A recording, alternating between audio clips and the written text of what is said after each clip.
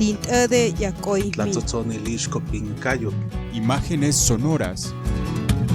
Ixcopintli Huicalistli. Un viaje a través de las antiguas voces de México. Yanzunacoy Xochitlatoli.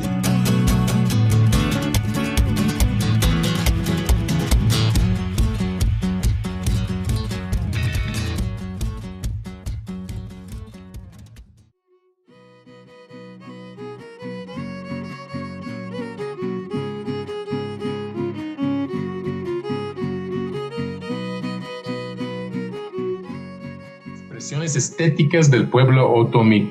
Como dice en el cartel, últimamente no me ha gustado llamar la obra plástica surgida desde el México profundo, desde las culturas de Mesoamérica, arte, porque creo que les queda chico el saco. Es mucho más que arte. Arte es un concepto de la modernidad occidental. Es mucho más esto. Es un lenguaje simbólico que une a las personas entre sí y con un cosmos sentiente, un cosmos vivo, un cosmos con agencia. Un poquito de eso quizás se logre captar en este difracismo. Es algo común en Mesoamérica.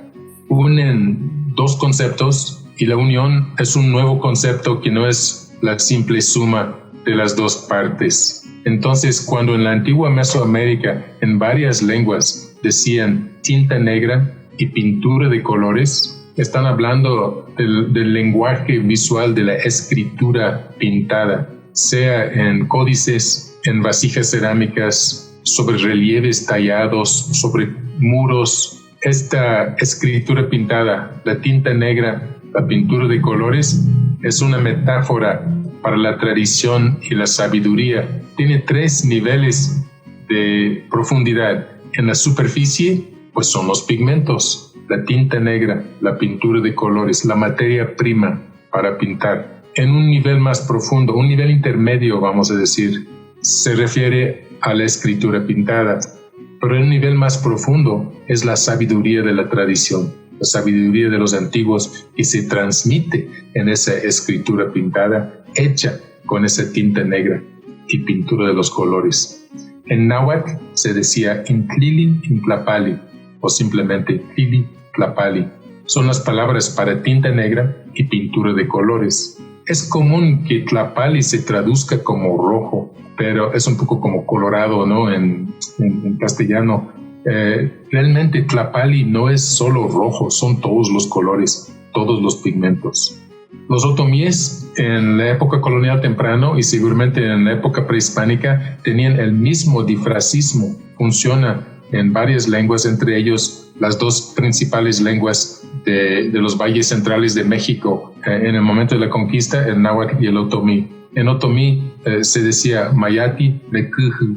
Mayati es la tinta negra, necuju es la pintura de colores. Esto es en otomí del siglo XVI. Ya ha cambiado mucho la lengua. De hecho, con el otomí de hoy no se entiende buena parte de los textos escritos en el siglo XVI o principios del siglo XVII. En el siglo XX, donde hay manchas grises aquí, son las regiones donde se tienen registros de hablantes del otomí, de comunidades de hablantes del otomí. Vemos la gran mancha central que corre desde el Valle de Toluca hasta la Sierra de Querétaro y en el oriente, incluyendo las manchas aisladas, desde el oriente de Michoacán hasta, vean, muy a la derecha, Ixtenco, Tlaxcala, en las faldas orientales del volcán La Malinche. Hasta ahí llegaban. Y por supuesto, un grupo muy importante en la Sierra Madre Oriental, donde se unen los estados de Hidalgo, Veracruz y Puebla. En la época prehispánica era más extendida esa mancha. Ha habido una contracción. Había muchos pueblos otomíes alrededor del estado de Tlaxcala, sobre todo en la periferia de lo que era la antigua provincia de Tlaxcala. Era más continuo esto. Y luego en la esquina izquierda superior lo que parece una L con un chipote donde dice dialecto noroccidental. Eso es por migración después de la conquista, cuando los otomíes colonizaron el Bajío Oriental y acabaron en una terrible guerra con los chichimecas más arraigados ahí desde hace muchos siglos. Esta es la distribución. Hay varias lenguas otomíes con el criterio de la inteligibilidad. Hay variantes del otomí que no se entienden. Hoy en día se tiende a evitar la palabra dialecto por la carga que tiene, que muchas personas y siguen diciendo hoy en día en México que las lenguas otomíes no son lenguas, son dialectos. Eso es falso, por supuesto. No se puede hablar sin hablar una lengua, y los dialectos son variantes de lenguas. Entonces aquí en este mapa se usa dialecto en ese sentido como una variante de una lengua. Este mapa lo hice en 2005, no, lo hice antes de eso, como 2000, en el catálogo de las lenguas indígenas nacionales que hizo el INALI y que publicó, si recuerdo bien, en 2008, evitan esa palabra dialecto, usan variante. Y luego la gente tiene la duda, porque hablan de variantes y los variantes pertenecen a grupos lingüísticos. Entonces, ¿dónde están las lenguas? ¿Y qué es una lengua? ¿Cómo definimos una lengua? Eso realmente no es el tema de hoy, no debería de dedicar mucho tiempo a ello, pero es que las variantes se entienden entre sí muchas veces y otras variantes no se entienden con otras variantes del otomí. Los grupos que serían aquí, bueno, el otomí es un grupo lingüístico, no es una lengua unificada, hay variantes que no se entienden. En realidad, lo que llamamos lengua estaría como a la mitad entre variante y grupo. Entonces, no es cierto que son 68 lenguas indígenas, son más. Si contamos las 365 variantes, bueno, algunas de esas variantes se entienden entre sí, entonces no son lenguas distintas, pero para fines de la aplicación de la Ley General de Lenguas Indígenas, se consideran las variantes como lenguas. Ahí dice, en el diario oficial, está publicado en el catálogo de las lenguas indígenas nacionales, que para fines de la ley hay 364 lenguas indígenas. Y hay, creo que 9, no me acuerdo si 8 o 9, en ese catálogo, variantes del otomí, que tienen el nivel oficial de lengua. Eso es importante porque si hay un problema legal y se manda por un traductor, pues si el problema es en el Valle de Toluca y traen un traductor de la Sierra de la Sierra Madre Oriental, no va a haber justicia, ¿verdad? Pero eso como que ahí vemos los parientes de los otomíes. Es que el otomí, el grupo lingüístico otomí que conforma varias lenguas hoy en día, es parte de una familia lingüística más amplia que si nos regresamos en el tiempo 7-8 mil años, era una sola lengua y se ha ido ramificando. Así como las lenguas romances se ramificaron a partir del latín vulgar, como se llama, el latín popular del viejo mundo, del mundo mediterráneo. Aquí también tenemos esa lengua ancestral que sería el proto-otopame. Y esas son las lenguas otopames. De sur a norte, el ocuilteco, que hoy en día prefieren llamarse tlahuicas. O sea, cada grupo tiene su autodenominación y aquí estoy usando los nombres históricos porque el mapa lo hice para un estudio histórico, ¿no? de tiempos de la conquista. Ocuilteco, el matlatzinca, el mazahua, el otomí occidental, el otomí oriental, lo tengo dividido ahí entre las principales divisiones. El Pame del sur, el Pame del norte y el Chichimeco Jonás, ahí en la Sierra Gorda, la Sierra de Guanajuato y Querétaro. Es interesante eso, otra vez, no es el tema de hoy, pero quiero decirlo porque tiene que ver como antecedente que hay un método que se llama la glotocronología que compara dos lenguas emparentadas, dos lenguas que tienen un ancestro común, una lengua ancestral, una protolengua común, y se puede calcular muy burdamente, muy aproximadamente el tiempo que ha transcurrido desde que eran una sola lengua, con base en el grado de divergencia lingüística. Entonces aquí vemos abajo todas las lenguas o los grupos lingüísticos, en algunos casos otopames, y vemos que había una sola lengua que podemos llamar proto-otopame. ¿Cuándo? A ver, hace 55 siglos glotocronológicos, 3.500 antes de Cristo, cuando apenas empezaban a cultivar el maíz. El maíz es un poco más antiguo, frijol, calabaza. No había aldeas plenamente sedentarias todavía. Era una vida de transición entre nómada y sedentaria y dependían mucho de la caza y la recolección, pero ya sembraban un poco. En esa etapa del desarrollo de las culturas mesoamericanas había gente que hablaba proto-otomí. ¿Y dónde estaban? Pues estaban más o menos donde están ahora, aquí, en esa zona. No pudo haber habido migraciones importantes, masivas, porque si no, no estarían acomodados ahí por lengua. Fíjense, es que los mazahuas hablan una lengua muy cercana al otomí y ahí están juntos. Los matlatzincas hablan una lengua muy similar al ocuilteco y ahí están juntos. Y los pames igual. Y los pames son más similares lingüísticamente a los chichimeco-jonases y ahí están juntos en el norte. El otomí oriental parece que se desprendió en algún momento, podría ser resultado de una migración. Y hay registros históricos de migraciones. Vean, ahí están otomí y mazahua juntos en el espacio y juntos en el tiempo, ¿no? En su grado de semejanza lingüística. Bueno, ¿por qué les estoy diciendo eso? Porque eso nos muestra que desde 3.500 antes de Cristo, por lo menos, por ahí andaban los ancestros de los otomíes y de sus parientes lingüísticos. Los del norte se ramificaron antes, entonces más o menos en esta zona estaban los ancestros de los otomíes. ¿Dónde estamos? Pues en el Valle de México, el Valle de Toluca, probablemente había en el Valle de Morelos, pero después llegaron nahuas, mucho después llegaron los nahuas y colonizaron todo ese Valle de Morelos. Estaban en la zona poblana tlaxcalteca, la parte occidental probablemente, y en el sur del Mezquital, por lo menos en esta zona, ¿no? Los valles centrales de México. Esto lo tuve que decir porque ahora vamos a rastrear los orígenes del arte otomí y como estos objetos no tienen inscripciones que nos dicen qué lengua hablaban los que los hicieron, pues tenemos que recurrir a la prehistoria lingüística.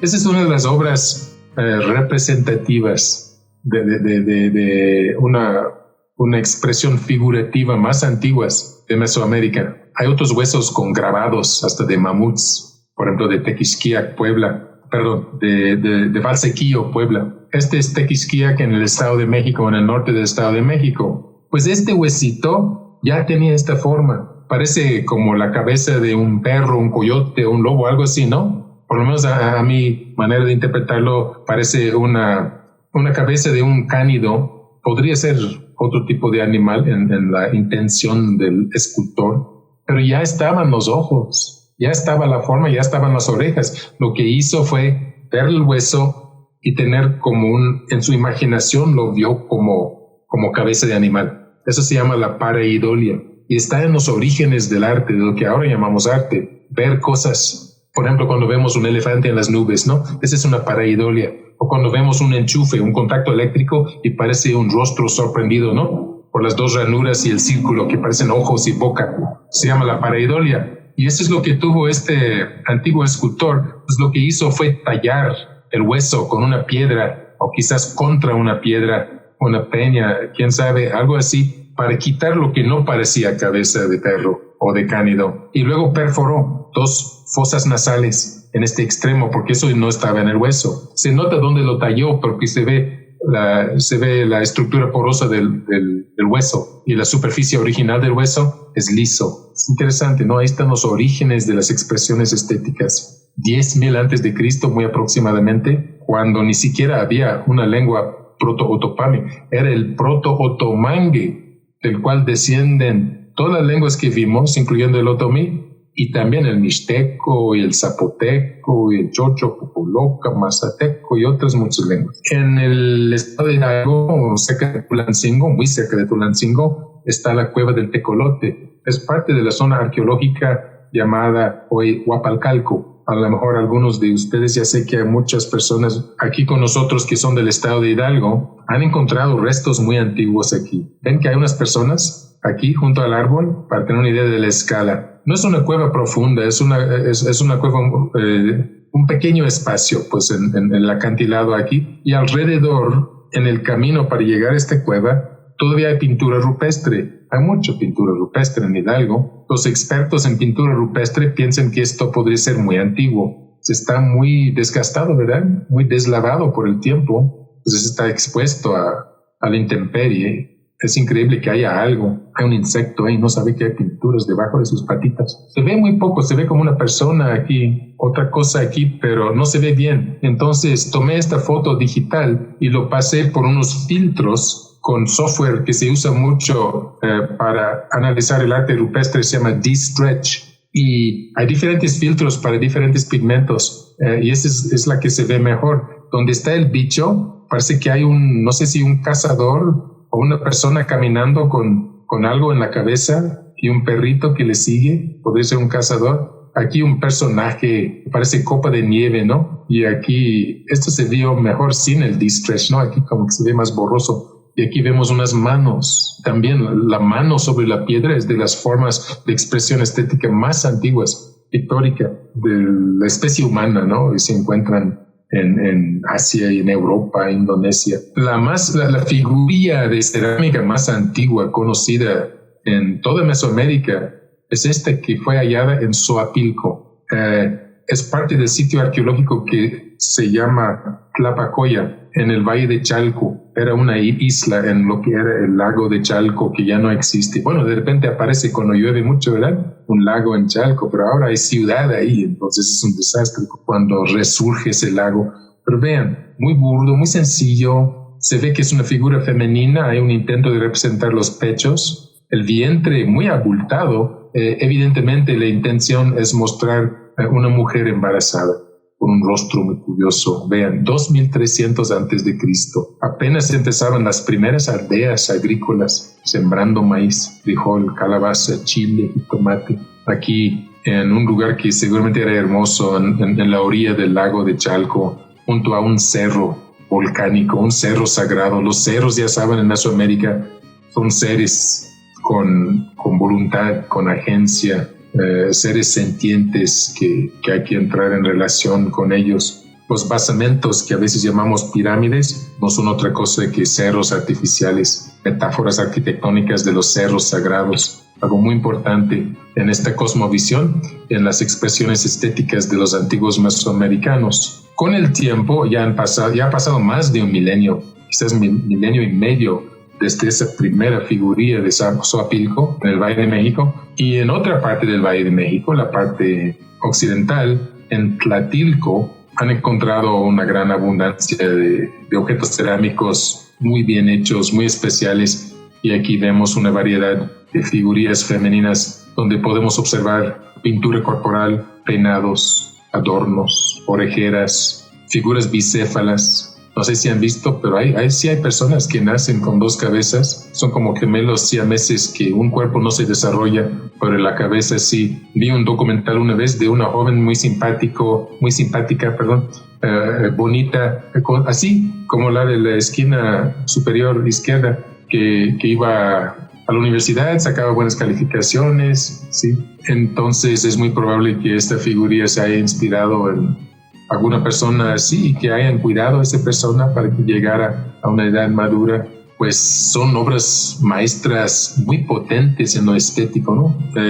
La experiencia estética básicamente no necesariamente es belleza, es que algo nos hace sentir más allá de lo que normalmente sentimos. Puede ser con la naturaleza, con un paisaje, con la puesta del sol, las nubes, con contemplar otro ser humano. Vamos a tener una experiencia estética. Y desde luego los seres humanos creamos objetos y sonidos y movimientos corporales con la intención de provocar experiencias estéticas en los demás. Bueno, esto que tiene que ver con los otomíes, no sabemos qué lengua hablaban estas personas, pero por lo que les platiqué de la prehistoria lingüística, pues por aquí había otomíes. ¿Y quién más estaba? Pues no llegaban los nahuas todavía, según la prehistoria lingüística.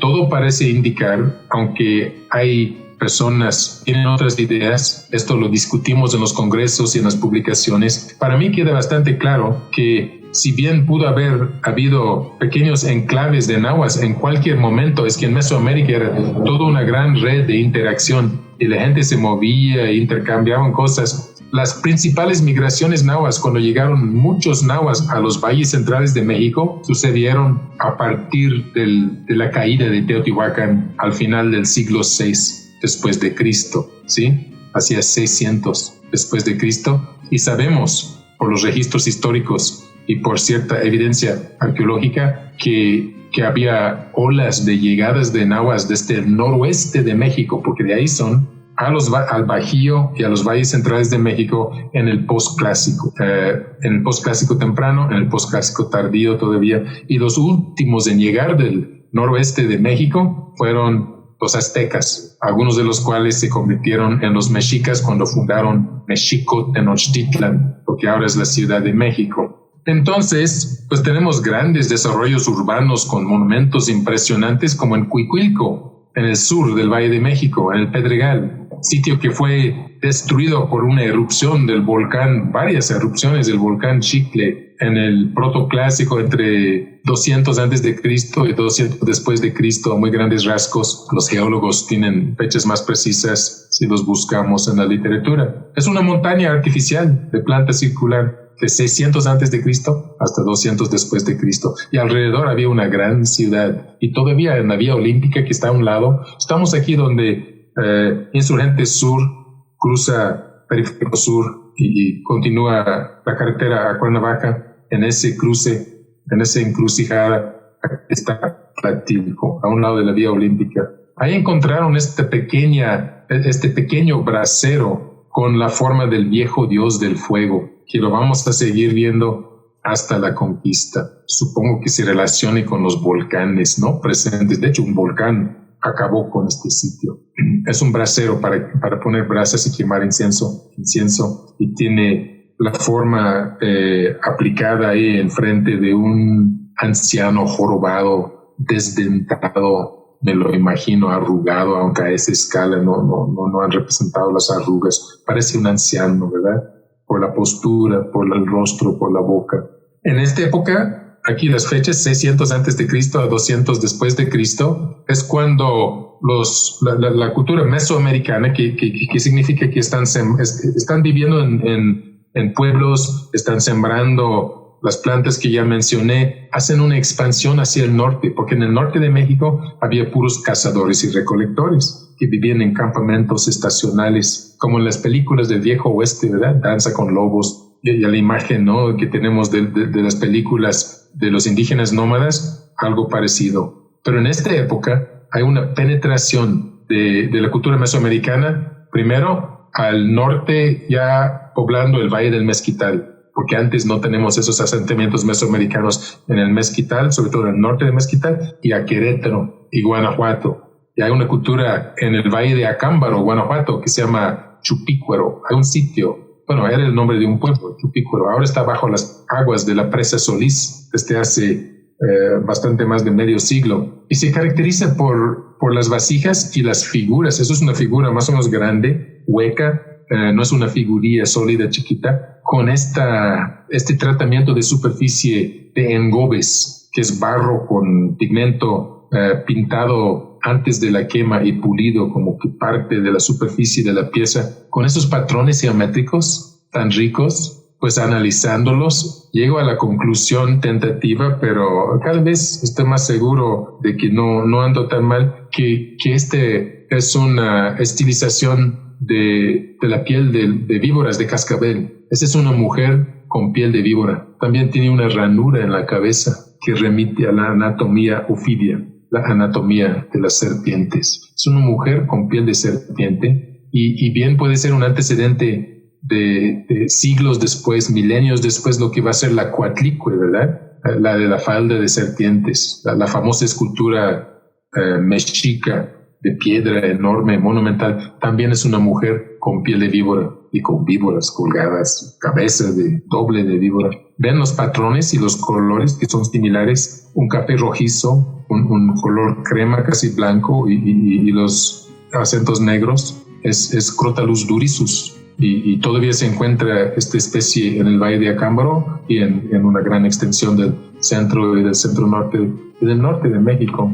Es parte de la estética mesoamericana, la estética reptil. Ahora, no es poca cosa eso. Las serpientes nos hacen sentir sensaciones fuertes y eso es común en todos los primates. Por la coevolución de los primates, somos nosotros primates con las serpientes. Los principales depredadores de los primeros primates eran constrictores en los árboles que se comían a los animalitos, ¿no? Y a los changuitos. Entonces, todos los primates tenemos la posibilidad de detectar la serpiente más rápido que otro tipo de estímulo, de otro tipo de animal. Como que estamos como que tenemos un radar ofidio. Detectamos a la serpiente, a veces vamos caminando por una vereda y nos paralizamos y no sabemos por qué y sentimos algo, adrenalina, y vemos alrededor, una serpiente, ¿no? O nos pasa porque vemos un mecate enrollado con la visión periferal y serpiente, es un mecate enrollado.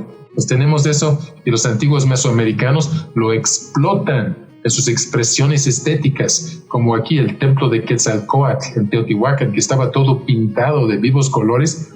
Vemos serpientes emplumadas. Aquí el rostro, ¿no? Y su cuerpo en relieve, en bajo relieve, con plumas de quetzal.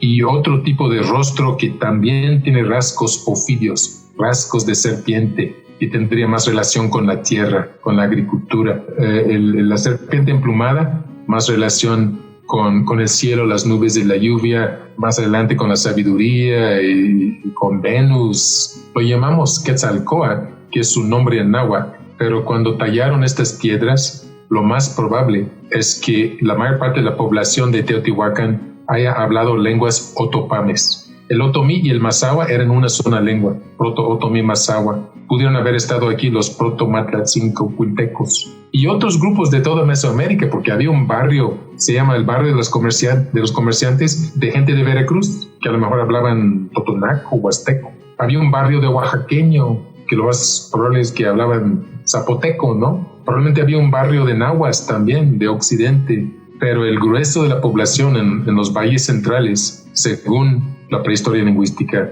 eran hablantes de lenguas otopames. ¿No han oído ese rollo que dice que los otomíes, los eternos dominados, que nunca hicieron nada? Eso sí, bordaban muy bonito, ¿no? Tejían. Eso no es cierto. Los otomíes y sus parientes lingüísticos, los mazahuas, los matlatzincas y los ocultecos, eran plenamente mesoamericanos, participaron en los primeros desarrollos. Todos estos objetos que hemos estado viendo, en fin, hay como una leyenda negra otomí que los borra de la historia.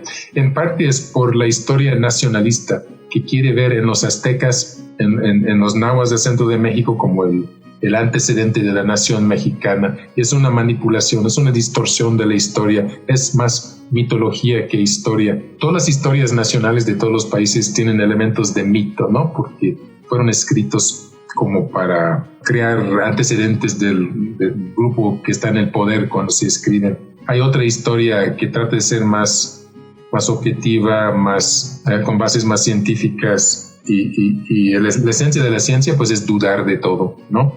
La ciencia no nos da verdades. En la historia científica no tenemos hechos ni verdades, tenemos posibilidades y probabilidades y todo está sujeto a reinterpretarse. Cuando hay nueva evidencia o nuevas ideas o nuevas teorías, está en constante construcción.